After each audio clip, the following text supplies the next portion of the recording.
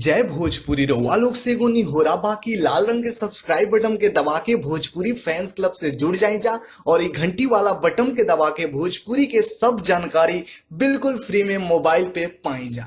रउआ सब भोजपुरिया श्रोतागण के हम जीजी तिवारी जी भोजपुरी फैंस क्लब के माध्यम से प्रणाम कर रहल बानी।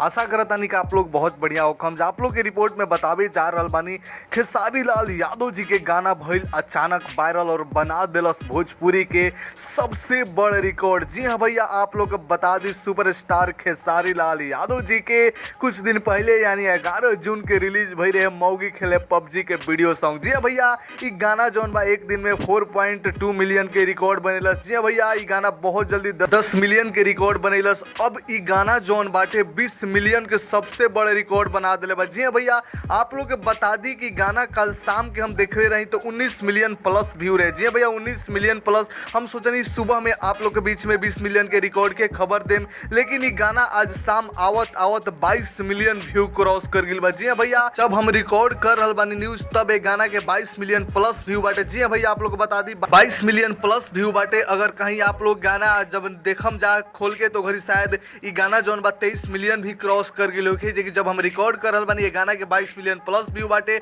और ई गाना बहुत जबरदस्त वायरल हो रहल बा। खूब ज्यादा दर्शक पसंद कर रहल बाड़े। ये गाना के अब तक 3.2 लाख एकरा के लाइक मिल चुकल बा। 32,000 से ज्यादा लोग कमेंट कर दिले बा। गाना के व्यू इतना तेजी से बढ़ रहल बा, कब तक भोजपुरी में कोनो ऐसा गाना का इतना तेजी से व्यू न के बढ़ा। जी भैया, आप लोग बता दी बहुत ज्यादा दर्शक पसंद कर रहल बाड़े। हम आप लोग के वीडियो रिव्यू में ही बता दिले रही, गाना के जब सॉन्ग ऑडियो रिव्यू में ही बात कर रही कि गाना ऐसा बा के दर्शक के दिल में उतर जाए। जी भैया, गाना लॉकडाउन के सिचुएशन के पूरा में व्याख्या कर देता। जो लॉकडाउन में घर के माहौल बाटे, पति पत्नी के बीच में माहौल बाटे, वो गाना में दर्शावता।